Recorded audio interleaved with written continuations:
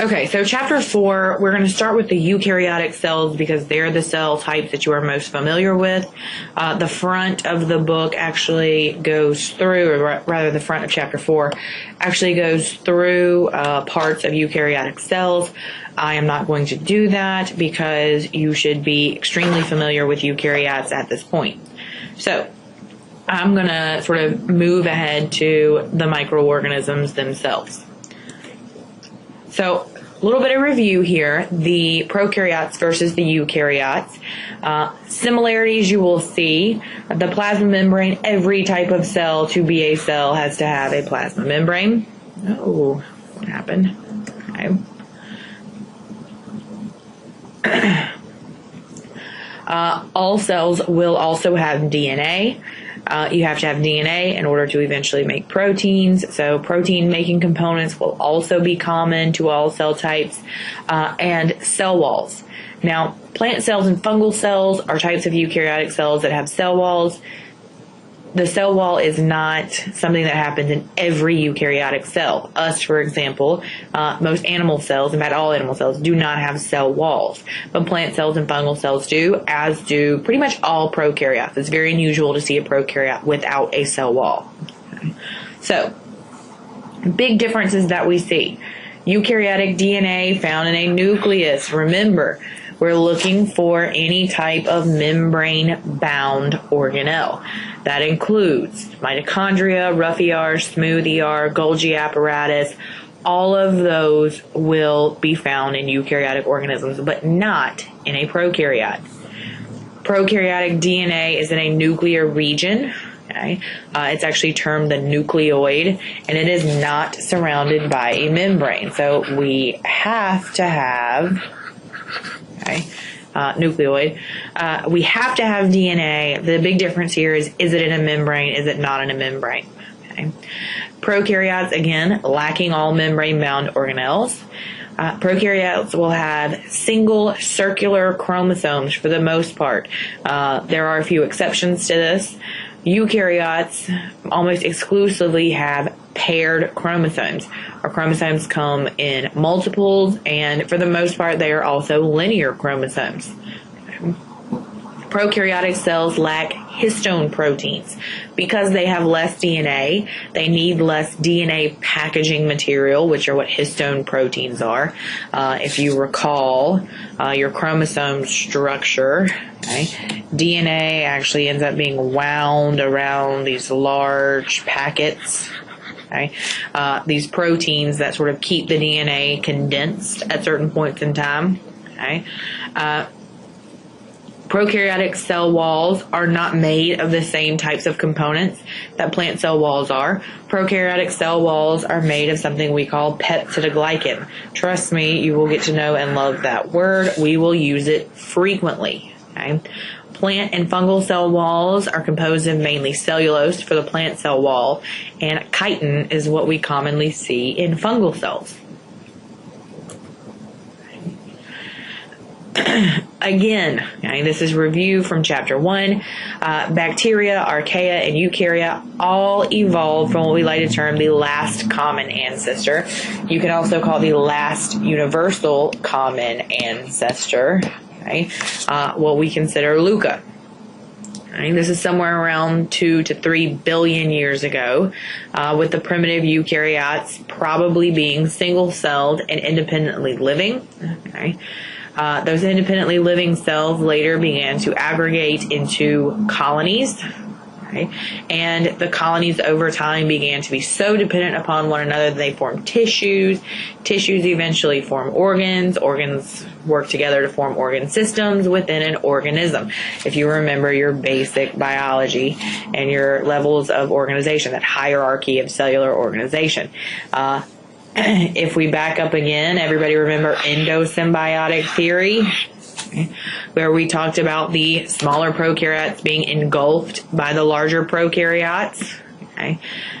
Those larger prokaryotes then using the smaller prokaryotes and actually basically absorbing those organisms and keeping them within the larger prokaryotic cell to be specialized and have jobs. So basically, the small prokaryotes became organelles within the larger prokaryotes, and thus we believe is the beginning of eukaryoticness. I know that's a strange term. So again, cells become specialized within the colonies. We see that start to happen where certain cells are actually starting to perform certain jobs. Complex organisms later evolve and individual cells begin to lose the ability to survive by themselves. Those specialized cells become a necessity for the colony or a necessity for the group. So living without them becomes pretty much impossible. Now, for this chapter, we will only be discussing eukaryotes that are disease-causing eukaryotes. So we're going to stick with the protozoa, the fungi, and the helminths.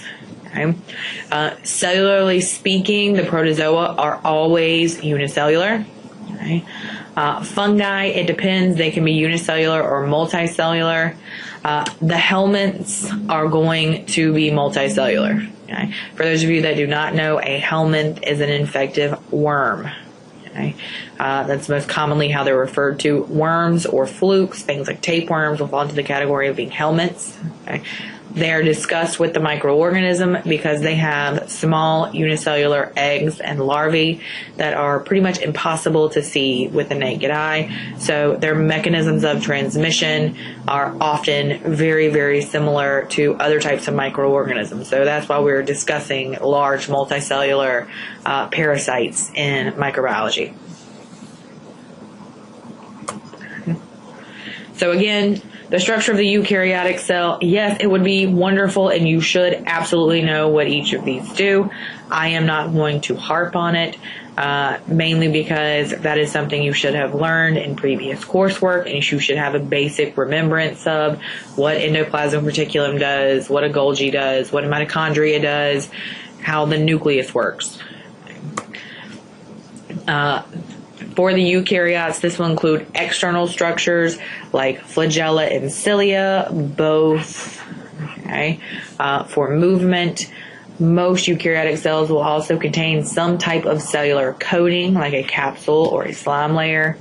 The cell wall, optional in certain eukaryotic cells, and the cell membrane. Be aware that cytoplasmic membrane, cell membrane, plasma membrane, these are all terms for the exact same thing. Depending upon the text you get, they're often used interchangeably. Okay. Internal to the cell, we see lots of structures internal to a eukaryotic organism. The nuclear envelope, nucleolus, and chromosomes all compacted together to basically make the nucleus itself. Membrane-bound organelles, the ER, both rough and smooth. Golgi apparatus, lysosomes, mitochondria, chloroplasts, only found in photosynthesizing organisms. Notice that ribosomes are not included in with these membrane-bound organelles. They are neither membrane-bound nor do they function similarly to other organelles. If you recall, ribosomes are sites of protein synthesis. It is a place where proteins are made, not necessarily responsible for putting the proteins together themselves. Okay? A lot of cytoskeletal structures you find in eukaryotic cells, these are going to be larger cells. Remember, these are 10 times bigger than the prokaryotes. Okay. So they're going to be larger. They're going to need more to maintain shape and keep the cell held together the way it is supposed to be held together. So cytoskeletal structures help determine cell shape and therefore cell function, because very often shape and function go hand in hand. So we'll see microtubules, intermediate filaments, actin, tubulin, sort of your basic cytoskeletal structures. So let's talk a little bit about the fungi. There are approximately 100,000 species of fungi out there. We know they're out there. 80,000 plus of them have been identified thus far. If you talk to a mycologist, which, just so you know, that is someone who specifically studies fungi, okay, a mycologist, they will tell you there are probably over 1 million different types of fungi out there, a lot of which we cannot get to or identify or just haven't gotten around to yet. Okay. There are macroscopic fungi, mushrooms, puffballs, toadstools, gill fungi, ladder fungi. These are multicellular. You will be able to see them with the naked eye. There are also several types of microscopic fungi, and we are going to focus mainly on molds and yeast. Okay. These have the most impact when it comes to health. Okay. So, one interesting thing about fungi, they are heterotrophs, meaning that their carbons and energy come from food that they eat. Okay. So their food source is going to be other organisms, okay? Hence the term hetero and heterotroph. The interesting thing about them being heterotrophs is that they actually digest their food externally.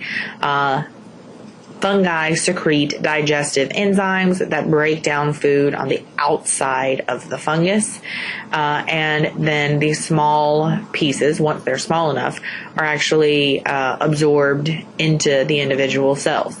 Okay. Fungi do not photosynthesize. They do not have chloroplasts. They are not specific special types of plants. They are their own unique entity. They reproduce sexually or asexually, so having a partner, not having a partner to reproduce with. Fungi can create spores that will reproduce little clone fungi all on their own. Okay. Fungal cells have cell walls. The main component of fungal cell walls is something called chitin. As you were reading it, you probably pronounced it chitin. Okay. But chitin is the correct pronunciation. Chitin is a carbohydrate. So these are made of sugars, which gives the cell wall a nice structural rigidity. Okay. Again, we see unicellular fungi like yeast, colonial fungi, this is how we would describe most molds, and complex multicellular fungi like mushrooms and puffballs. Okay, toadstools, gill fungi, ladder fungi. Okay. So that cell wall we were talking about. Protozoa and helminths are not going to have cell wall, and if you're following along with the book, this is in page 90. Okay. Cell walls of fungi will be rigid, okay, and provide structural support and shape. That is the honest function of pretty much every cell wall that's out there. Structural support and shape to the organism. Okay. Different in chemical composition from prokaryotic cell walls. If you remember, the prokaryotic cell walls are made of peptidoglycan. Okay. Fungal cell walls are mainly composed of a thick layer of polysaccharide fiber, so multiple sugars linked together. The main component for most fungi is the sugar, is chitin, the polysaccharide chitin. Some fungi do actually blend the chitin and cellulose, which is commonly found more so in plants. Okay, and having a thin outer layer, which is a mix of glycans. So again, sugars. Okay, so mixed glycans, chitin, glycoproteins actually holding the chitin to the mixed glycans. All of this adding again structural support and stability. If you have trouble remembering, it's the two S's. Okay.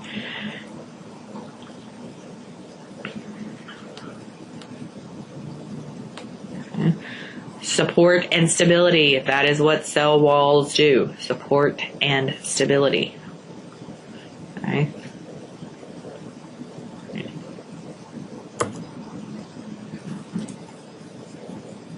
So, let's talk a little bit about yeast. Okay. Most yeast you see have this nice round ovoid shape to them. Yeast reproduce asexually. In other words, they do not need a partner to reproduce through a process known as budding. And if you, let me change the color of this pointer because it is getting a little difficult to see.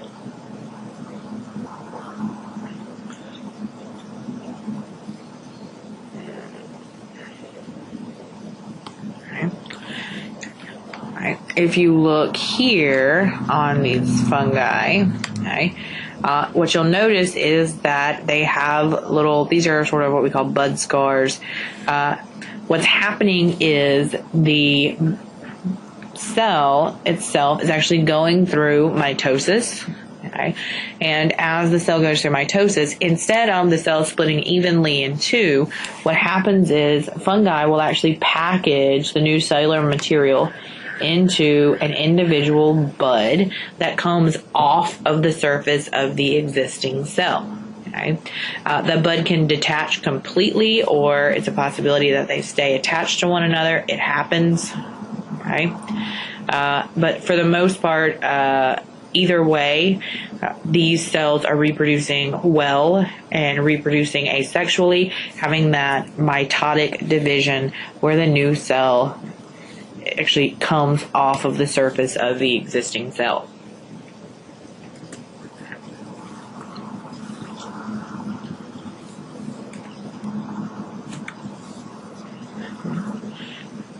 Now, when we move on and talk about molds, mold cells are actually termed hyphae.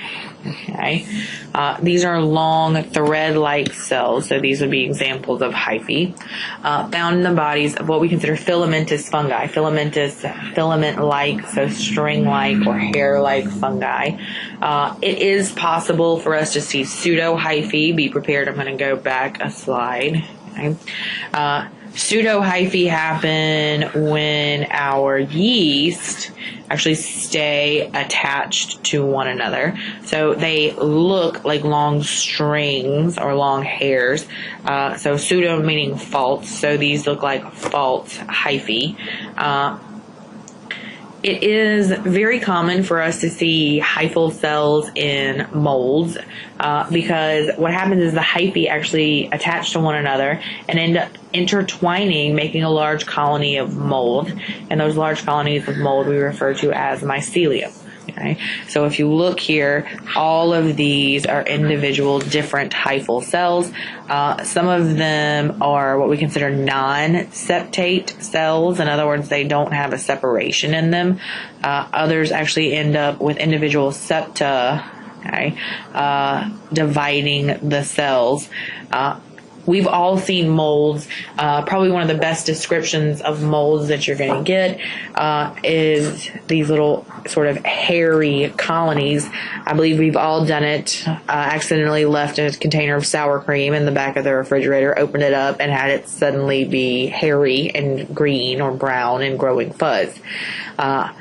That furry appearance comes from the fact that these are thousands or millions of hyphal cells growing together. Okay. Now, some fungal cells are actually considered what we call dimorphic. Okay. And if you've been in lab and been paying attention, anytime we use that term morpho or morphic, we're talking about the shape of something, and di means two. So dimorphic fungi can actually have two forms, two shapes. The most common instance in which we see this is in fungal cells that are yeast within the body but grow as molds outside of the body. Aspergillus is a great example of this. Aspergillus molds grow as molds in hyphal form outside of the body. If a person acquires this, it's often termed farmer's lung or aspergillosis, because you find the aspergillus mold in rotting or decaying vegetation. And what happens is the spores from the mold get breathed in, and once they make their way into the body, they're no longer in hyphal form, and they convert over to being in a yeast form. Part of the advantage of this is that yeast form is easier to spread throughout the body, especially in bodily fluids.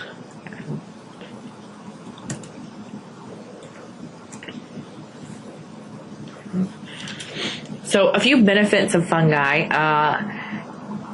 The good part of them from our standpoint is that fungi are great at decomposing organic matter. They are sort of nature's garbage disposals, is very commonly used saying about fungal forms. That they form stable association with plant roots and increase the plant's ability to absorb water and nutrients. So we have a lot of plants out there that are very dependent upon their associations with fungi. We engineer fungal cells to produce quantities of antibiotics. We use fungi to produce alcohol, breads, even organic vitamins and minerals. If you take a multivitamin, chances are a lot of those vitamins and minerals were harvested from fungal cells. Some of them are eaten, are used to add flavoring to food. Some of them are just plain delicious.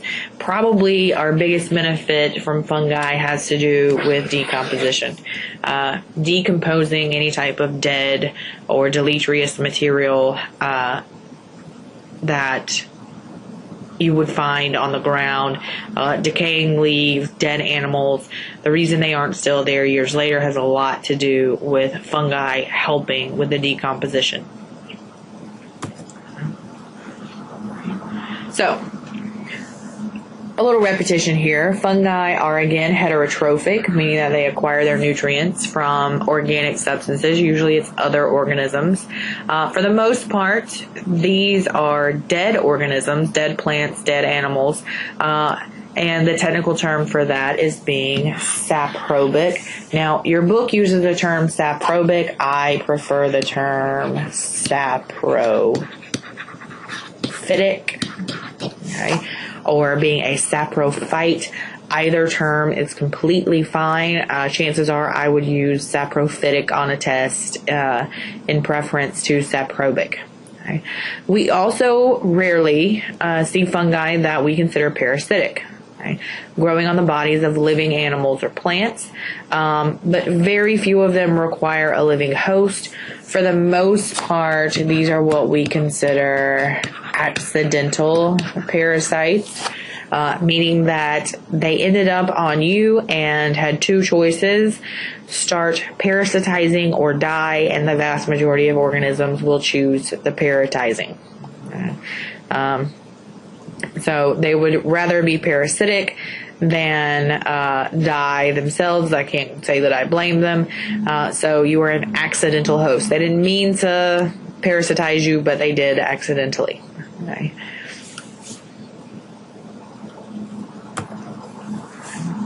Now, there are nearly 300 species of fungi that cause human disease. These are often divided into categories based upon acquisition of the disease itself. Community-acquired fungal infections. These community-acquired infections means that you got it out and about during your everyday lives. Okay? These are pretty rare. Most of us are relatively immune or have enough immune system function to not get a community-acquired fungal infection. Environmental pathogens found in the general population, these are the ones where we see things like people having black mold in their homes. This can be very dangerous. Again, this is not a problem for the majority of us, but it does happen. Hospital-associated infections caused by fungal pathogens. This is probably a little bit more common. Not to say that it's common to get things from the hospital. The issue here being that the hospital is going to contain the highest number of immunocompromised patients. So Moving on to this next bullet, almost all fungal pathogens are what we consider opportunistic pathogens. In other words, they attack individuals with weakened immune systems. So the elderly, the very young, people with HIV/AIDS, people that have other types of autoimmune disorders, maybe undergoing some type of chemotherapy. These are where we more commonly see fungal infections. Now, the technical term for a fungal infection is mycoses. If you remember earlier, I said somebody who studied fungi was called a mycologist. Okay? So, technical term for fungal infections, mycoses. They vary highly in the way they enter the body and how much tissue involvement there is. We can see spores that are harmless in other people actually causing serious infections in AIDS patients. Fungal cell walls could be toxic or cause allergies to individuals. We talked about the black mold and toxins from earlier. It honestly very much depends upon the health of the person being infected and the fungus itself. So I'm not going to talk about reproductive strategies and spore formations that much. I just wanted to bring it up slightly. Very often we see spores form through the outgrowths of hyphae, okay, that we'll see within cells. So basically this is asexual spore formation, and these spores actually end up being released out into the environment, and that's how most people acquire them. It's usually some type of contact, either touching them or breathing them in. Breathing in fungi is probably the most common. Touching and having the spores or toxins actually come in through contact is also quite common. So when we classify fungi for fungal infections, one thing that we see is a lot of medically important fungi get classified by the types of tissues that they parasitize or the types of disease that they produce. There's several ways to do this. For our purposes, we're going to bunch fungi into 4 groups based upon the types of tissues or the degree of tissue involvement there is within the fungal infection. A superficial mycoses would be on the outside of the body, basically skin involvement that we see here. Mucocutaneous mycoses affecting the mucous membranes. Subcutaneous mycoses affecting the deeper layers of the skin, and then a deep mycoses, which would actually be internal. You see it here: brain, heart, spleen, liver, kidney. If it makes it anywhere into the body, into the blood, and is causing a systemic infection, you're dealing with a deep mycoses. So my one big example of this, and probably the most common fungal infection out there, is a mucocutaneous mycoses called mucocutaneous candidiasis. Mucocutaneous candidiasis is colonization of the mucous membranes caused by specifically the yeast Candida albicans. It is almost exclusively associated with a loss of immunocompetence, so being sick, being elderly, being very young, and this occurs in 2 clinical manifestations. Most commonly, we see this in children, patients that have HIV/AIDS, those that are undergoing a chemotherapy or other type of immunosuppressive treatment is thrush. Fungal growth in the oral cavity, that's what you're seeing here. It is an indicator of immunodeficiency. People get it after they've been sick for extended periods of time. When you see this, it should be a big red flag. This person's immune system is not up to par. Now, the other side of this is vulvovaginitis, fungal growth in the vaginal canal, very commonly referred to as a yeast infection. This is a localized immunocompromisation. Basically, we're saying that just the vagina is compromised. Main causes here include things like antibiotics that begin compromising the normal flora of the vagina, hormone imbalances, again, very common. These can both be treated with an antifungal, right? Antifungals very commonly attack the cell wall, as it is a nice unique part of the fungal cells. So we see the sort of, again, the two most common mucocutaneous infections being thrush and vulvovaginitis or yeast infections, both caused by the yeast Candida albicans. This is it for fungal infections. See the next video for protozoa.